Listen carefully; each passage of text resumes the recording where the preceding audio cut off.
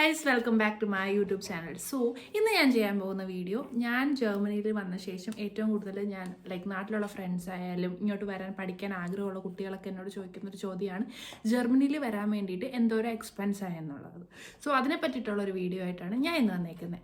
So ഇത് എൻ്റെ expense ആണ് ഞാൻ പറയുന്നത്. എനിക്ക് ഇവിടെ വന്നപ്പോൾ ഉണ്ടായിട്ടുള്ള എക്സ്പെൻസ്, വരാൻ വേണ്ടിയിട്ട് ഉണ്ടായിട്ടുള്ള എക്സ്പെൻസിനെ കുറിച്ചിട്ടാണ് ഞാൻ ഈ വീഡിയോയിൽ പറയുന്നത്. സോ ഞാൻ വന്നേക്കുന്നത് മ്യൂണിക് എന്ന് പറയുന്ന ഒരു സിറ്റിയാണ്. മ്യൂണിക് ജർമ്മനിയിൽ തന്നെ അത്യാവശ്യം എക്സ്പെൻസീവ് ആയിട്ടുള്ള സിറ്റി ആയതുകൊണ്ട് തന്നെ അതിൻ്റെ ഒരു ബാക്കിയുള്ള സിറ്റീസിനെ വെച്ച് നോക്കുമ്പോൾ കുറച്ച് വേരിയേഷൻ ഉണ്ടാവും. അക്കോമഡേഷൻ ആണെങ്കിലും വേറെ എന്ത് കാര്യങ്ങൾക്കൊക്കെ ആണെങ്കിലും. സോ അതിൻ്റെ ഒരു അപ്രോക്സിമേറ്റ്ലി എനിക്കിവിടെ വരാൻ വേണ്ടിയിട്ട് എന്തോരം ചിലവായി എന്നുള്ളൊരു വീഡിയോ ആയിരിക്കും ഇത്. സോ നിങ്ങൾക്ക് ഇഷ്ടപ്പെടുവാണെങ്കിൽ like, share and subscribe. So നമുക്ക് വീഡിയോയിലിട്ട് പോകും. അതിന് മുമ്പായിട്ട് ഞാനൊരു കാര്യം പറയട്ടെ. ജർമ്മനി നമ്മൾ ചൂസ് ചെയ്യാനുള്ള മെയിൻ റീസൺ എന്താണെന്ന് വെച്ച് കഴിഞ്ഞാൽ ഇവിടുത്തെ ഫ്രീ എഡ്യൂക്കേഷൻ തന്നെയാണ്. സോ ഇവിടുത്തെ യൂണിവേഴ്സിറ്റി നമുക്ക് ഫ്രീ ആയിട്ടാണ് എഡ്യൂക്കേഷൻ പ്രൊവൈഡ് ചെയ്യുന്നത്. പക്ഷേ കഴിഞ്ഞ വിൻ്റർ സെമസ്റ്റർ തൊട്ടിട്ട് ചില യൂണിവേഴ്സിറ്റീസ് ഇവിടെ ഫീസ് ഇൻട്രൊഡ്യൂസ് ചെയ്തിട്ടുണ്ട്. എൻ്റെ യൂണിവേഴ്സിറ്റി അതിൽ പെട്ട ഒരു യൂണിവേഴ്സിറ്റിയാണ്. ബിക്കോസ് ഞാൻ പഠിക്കുന്ന ടെക്നിക്കൽ യൂണിവേഴ്സിറ്റി ഓഫ് മ്യൂണിക്കിലാണ്. അവിടെ കഴിഞ്ഞ വിൻ്റർ സെമസ്റ്റർ തൊട്ടിട്ട് ഓരോ സെമ്മിനും 3,000 to 4,000 euros വരെ അവർ സെമസ്റ്റർ ഫീസായിട്ട് ഇൻട്രൊഡ്യൂസ് ചെയ്തിട്ടുണ്ട്. അതുപോലെ തന്നെ വേറെ ചില യൂണിവേഴ്സിറ്റീസും ഇൻട്രൊഡ്യൂസ് ചെയ്തിട്ടുണ്ട്. സോ ഭാവിയിൽ ഇങ്ങനെ ബാക്കിയുള്ള യൂണിവേഴ്സിറ്റീസും ഇൻട്രൊഡ്യൂസ് ചെയ്യാനുള്ള ചാൻസസ് കൂടുതലായിരിക്കും. സോ നിങ്ങൾ ജർമ്മനിയിൽ പഠിക്കാൻ ആഗ്രഹിക്കുന്നവരാണെങ്കിൽ, നിങ്ങൾ ആപ്ലിക്കേഷൻ ഇടാനൊക്കെ ഉദ്ദേശിച്ച് ഇങ്ങനെ വെയിറ്റ് ചെയ്തിരിക്കുന്നവരാണെങ്കിൽ എത്രയും പെട്ടെന്ന് തന്നെ ചെയ്തോ. ബിക്കോസ് ഈ ഒരു സിസ്റ്റം വേറെ യൂണിവേഴ്സിറ്റീസിലോട്ടും വരാനായിട്ടുള്ള ചാൻസ് കൂടുതലായിട്ടാണ് ഞാൻ കാണുന്നത്. നമ്മുടെ ഫസ്റ്റ് എക്സ്പെൻസ് വരുന്നത് APS സർട്ടിഫിക്കറ്റ് എടുക്കാനും IELTS-നും വേണ്ടിയിട്ടായിരിക്കും. സോ APS സർട്ടിഫിക്കറ്റിന് അറൗണ്ട് 18,000 rupees ആയിരുന്നു എനിക്ക് ആയത്. ഞാൻ APS എടുക്കാനായിട്ട് ഞാൻ എടുക്കുന്ന സമയത്തായിരുന്നു APS ഒക്കെ ഇൻട്രൊഡ്യൂസ് ചെയ്ത ആ സമയത്ത് എനിക്ക് അറൗണ്ട് 5 months എടുത്തു APS സർട്ടിഫിക്കറ്റ് കിട്ടാൻ വേണ്ടിയിട്ട്. അതുകൊണ്ട് തന്നെ എൻ്റെ ഒരു സെമിസ്റ്റർ എനിക്ക് നഷ്ടപ്പെട്ടു പോയി. സോ അങ്ങനത്തെ കേസൊക്കെ വരുമ്പോഴേക്കും നമുക്ക് യൂണിവേഴ്സിറ്റിയിൽ ഡയറക്റ്റ്ലി പറയാം എനിക്കിങ്ങനെ ഒരു പ്രശ്നം ഉണ്ടായി, അപ്പോൾ എനിക്കൊരു എക്സ്റ്റൻഷൻ ലെറ്റർ തരും. നമുക്ക് സെം എക്സ്റ്റെൻഡ് ചെയ്യാൻ പറ്റും, ഞാൻ അടുത്ത സെമ്മ് തൊട്ടിട്ട് ചേരാം എന്നുള്ളൊരു ലെറ്ററൊക്കെ എനിക്ക് കിട്ടിയായിരുന്നു. സോ എനിക്കൊരു സെമിസ്റ്റർ എക്സ്ട്രാ കിട്ടിയായിരുന്നു ഇവിടെ. പിന്നെ പറയേണ്ടത് എന്താണെന്ന് വെച്ച് കഴിഞ്ഞാൽ IELTS-ൻ്റെ കാര്യം പറയുകയാണെങ്കിൽ നമുക്കൊരു എനിക്ക് കോച്ചിങ്ങിന് പോകണമെങ്കിൽ കോച്ചിങ്ങിന് പോവാം. ഓർഎൽസ് നമുക്ക് തന്നെ യൂട്യൂബ് വീഡിയോസൊക്കെ കണ്ടിട്ട് നമ്മൾ അത്ര കോൺഫിഡൻ്റ് ആണെങ്കിൽ അങ്ങനെയും എക്സാം പോയി എഴുതാം. അതിൻ്റെ എക്സാമിൻ്റെ റേറ്റ് വരുന്നത് 15,000 സംതിങ് ആണ് വരുന്നത്. സോ കോച്ചിങ്ങിന് പോകുമ്പോൾ എനിക്ക് എത്രയാവുന്നു എനിക്ക് അറിയത്തില്ല. പക്ഷേ എക്സാമിന് ഈ ഒരു റേറ്റാണ് വരുന്നത്.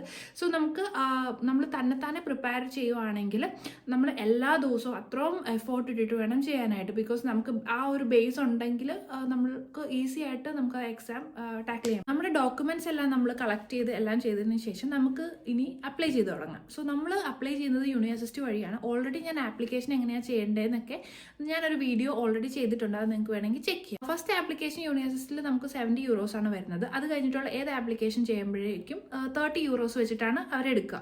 സോ നമ്മൾ യൂണിവേഴ്സിറ്റിയുടെ ഡയറക്റ്റ് വെബ്സൈറ്റിൽ പോയിട്ട് ചില യൂണിവേഴ്സിറ്റീസിൽ അങ്ങനെ അപ്ലൈ ചെയ്യാൻ പറ്റും. അങ്ങനെ ചെയ്യുമ്പോഴേക്കും അവർ ഫീസ് ഒന്നും നമ്മുടെ നിന്ന് വാങ്ങത്തില്ല. ഇങ്ങനെയാണ് എക്സ്പെൻസ് വരുന്നത്. ഓരോ ആപ്ലിക്കേഷൻ്റെയും റേറ്റ് ഇങ്ങനെയാണ് വരുന്നത്. ഒരു ചിലവ് നമുക്ക് വരുന്നത് നമ്മുടെ ബ്ലോക്ക്ഡ് അക്കൗണ്ട് ക്രിയേറ്റ് ചെയ്യാനാണ്. സോ ഇപ്പം ഏകദേശം 11,904 euros എന്തോ ആണ് നമ്മൾ ബ്ലോക്ക് മണി കാണിക്കേണ്ടത്. പക്ഷെ ഞാൻ ചെയ്ത സമയത്ത് 2 years ബാക്ക് അന്ന് ഏകദേശം ഇന്ത്യൻ റുപ്പീസ് 10,50,000 ആ ഒരു റേഞ്ച് ആയിരുന്നു. ഇപ്പോൾ കുറച്ചും കൂടെ കൂടിയിട്ടുണ്ട്. ഈ എമൗണ്ട് നമ്മൾ കാണിക്കേണ്ടത് എന്തിനാണെന്ന് വെച്ച് കഴിഞ്ഞാൽ ഓരോ മാസവും നമ്മുടെ അക്കൗണ്ടിലോട്ട്, ജർമ്മനിയിൽ വന്നതിന് ശേഷം നമ്മുടെ അക്കൗണ്ടിലോട്ട് നമ്മളിവിടെ ഏത് അക്കൗണ്ടാണോ, ഏത് ബാങ്ക് അക്കൗണ്ടാണോ ക്രിയേറ്റ് ചെയ്യുന്നത് അതുമായിട്ട് ഇത് ലിങ്ക് ആവും. എന്നിട്ട് നമുക്ക് ഓരോ മാസം ഒരു 900 and something, ഒരു 992 euros അറൗണ്ട് നമുക്ക് നമ്മുടെ അക്കൗണ്ടിലോട്ട് ഈ ബ്ലോക്ക്ഡ് മണി ആയിട്ട് കുറച്ച് വരും. സോ അത് നമ്മുടെ ഇവിടുത്തെ ചിലവിന് വേണ്ടിയിട്ടൊക്കെ നമ്മൾ കാണിക്കേണ്ട ഒരു എമൗണ്ട് ആണ്. സോ ഞാൻ ക്രിയേറ്റ് ചെയ്തത് എക്സ്പാട്രിയോൻ്റെ ഒരു അക്കൗണ്ട് ആയിരുന്നു. സോ ഒരു 1 yearലേക്ക് ഈ പൈസ നമുക്ക് വരും. സോ 1 yearലേക്കുള്ള പൈസയാണ് നമ്മൾ മെയിൻ ആയിട്ട് ഇവിടെ കാണിക്കേണ്ടി വരുന്നത്. വിസ അപ്പോയിൻമെൻറ്റ് എടുക്കണം. നമ്മുടെ ഓഫർ ലെറ്റർ കിട്ടിക്കഴിഞ്ഞിട്ട് നമുക്ക് വിസയ്ക്ക് ഒരു സ്ലോട്ട് എടുക്കുക. സോ ഞാൻ എടുത്തത് ബാംഗ്ലൂരായിരുന്നു. ബിക്കോസ് കൊച്ചിയിൽ ആ സമയത്ത് എനിക്ക് സ്ലോട്ടൊന്നും അവൈലബിൾ ആയിട്ടുണ്ടായിരുന്നില്ല. സോ ഞാൻ ബാംഗ്ലൂർ ഡയറക്റ്റ് എടുത്തു. അപ്പോൾ നമ്മുടെ ഈ ഡോക്യുമെൻറ്റ്സ് ഒക്കെ കളക്ട് ചെയ്ത് നമ്മൾ അപ്പോയിൻമെൻറ്റിന് പോകുമ്പോഴേക്കും നമ്മൾ ഇതെല്ലാം സബ്മിറ്റ് ചെയ്തിട്ട് നമ്മളവിടെ ഒരു ഫീസ് പേ ചെയ്യണം. അത് അറൗണ്ട് 8,000 rupees ആയിരുന്നു എനിക്കായത്. ആൻഡ് ഞാൻ ആ സമയത്ത് പ്രീമിയം ലോഞ്ച് എന്ന് പറഞ്ഞൊരു ഓപ്ഷൻ ഉണ്ടായിരുന്നു, അതെടുത്തു. അത് അറൗണ്ട് 2,000 rupees വരും. പക്ഷെ ഞാൻ പറയുവാണെങ്കിൽ അതെടുക്കേണ്ട ആവശ്യമില്ല. അത് ക്യൂ ഒന്നും ഇല്ലാണ്ട് ഡയറക്റ്റ് നമുക്ക് പോകാൻ പറ്റുന്ന ഒരു ഓപ്ഷനാണ്. പക്ഷെ അതില്ലെങ്കിലും നമുക്ക് ഡയറക്റ്റ്ലി കുഴപ്പമൊന്നുമില്ല. അപ്പോൾ അതെടുത്ത് പൈസ കളയണമെന്ന് ഞാൻ ഒരിക്കലും പറയത്തില്ല. അതെനിക്ക് പറ്റിയൊരു അബദ്ധമായിരുന്നു. സോ നിങ്ങൾക്ക് പറ്റാണ്ടിരിക്കട്ടെ.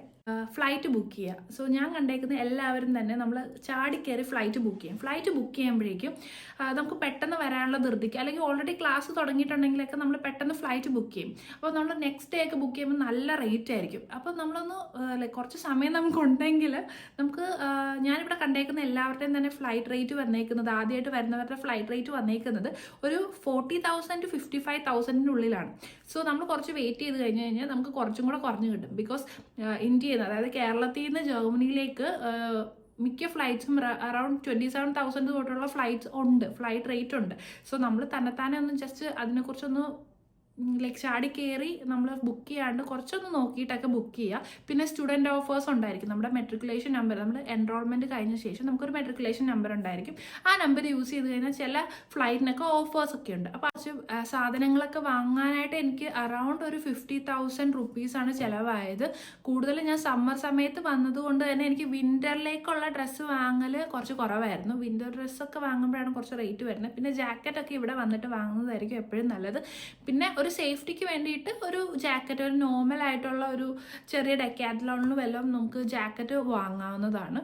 സോ പിന്നെ ഇവിടെ ഓൾമോസ്റ്റ് എല്ലാ ഡ്രസ്സും അവൈലബിൾ ആണ്. പക്ഷേ വിൻ്റർ ഡ്രസ്സൊക്കെ നമ്മൾ കൂടുതൽ വാങ്ങിക്കൊണ്ട് വന്നു കഴിഞ്ഞുള്ള പ്രശ്നം എന്താണെന്ന് വെച്ച് കഴിഞ്ഞാൽ പെട്ടിയിൽ വെക്കുമ്പോഴേക്കും അത്രയും സ്പേസ് അത് കൺസ്യൂം ചെയ്ത് പോകും. സമ്മർ ആണെങ്കിൽ അത്രയും പ്രശ്നമില്ല. സമ്മർ ഡ്രസ്സൊക്കെ കൊണ്ടുവരുന്നതിൽ വലിയ പ്രശ്നമില്ല. പിന്നെ നിങ്ങൾ പാത്രങ്ങളൊക്കെ കൊണ്ടുവരുവാണെങ്കിൽ കുക്കർ ഇമ്പോർട്ടൻ്റ് ആയിട്ട് കൊണ്ടുവരണം, കാരണം അത് ഇവിടെ കിട്ടത്തില്ല. പക്ഷേ ബാക്കിയുള്ള പാന് അങ്ങനത്തെ കാര്യങ്ങളൊക്കെ ഇവിടെ കിട്ടും. സോ അത് നിങ്ങൾക്ക് ഇവിടെ വന്നിട്ടാണെങ്കിലും വാങ്ങാം. പക്ഷേ കുക്കറൊക്കെ നാട്ടിൽ നിന്ന് കൊണ്ടുവരുന്നതാണ് നല്ലത്. പിന്നെ ഏറ്റവും കൂടുതൽ കൊണ്ടുവരേണ്ട കാര്യമാണ് അരിപ്പൊടി, മസാലപ്പൊടി, അങ്ങനത്തെ സാധനങ്ങൾ, പൊടികൾ, മസാല, മുളക് പൊടി, മല്ലിപ്പൊടി, അങ്ങനത്തെ സാധനങ്ങളൊക്കെ നിങ്ങൾ എന്തായാലും കൊണ്ടുവരണം. ബിക്കോസ് ഇവിടെ കുറച്ച് റേറ്റും കൂടുതലാണ്. ബിക്കോസ് നാട്ടിലെ ആ ഒരു ടേസ്റ്റ് ഡിഫറൻസും ഉണ്ടാവും. സോ നിങ്ങൾക്ക് നാട്ടിലെ ഫുഡൊക്കെ കഴിക്കണം അങ്ങനെ തന്നെ ഉള്ളവരാണെങ്കിൽ ആ മസാലപ്പൊടികളൊക്കെ എന്തായാലും ഇങ്ങോട്ട് കൊണ്ടുവന്നേക്ക്. ഓൾറെഡി ഞാനൊരു പാക്കിംഗ് ലിസ്റ്റിൻ്റെ വീഡിയോ ഇട്ടിട്ടുണ്ട്. അത് നിങ്ങൾ പോയി കണ്ടു കഴിഞ്ഞാൽ നമുക്കൊരു ഐഡിയ കിട്ടും എന്തൊക്കെ സാധനങ്ങൾ കൊണ്ടുവരണമെന്നുള്ളത്. സോ ഇതാണ് ഏകദേശം ഒരു 50,000 ഉള്ളിൽ നമുക്ക് ഇങ്ങോട്ട് കൊണ്ടുവരേണ്ട സാധനങ്ങളുടെ എക്സ്പെൻസ് നമുക്ക് നിർത്താൻ പറ്റും. ഈ വ്ളോഗ് നിങ്ങൾക്ക് ഇഷ്ടപ്പെട്ടിട്ടുണ്ടെങ്കിൽ ലൈക്ക്, ഷെയർ ആൻഡ് സബ്സ്ക്രൈബ്. ഇനിയും വ്ളോഗുമായിട്ട് വീണ്ടും കാണാം. ബൈ.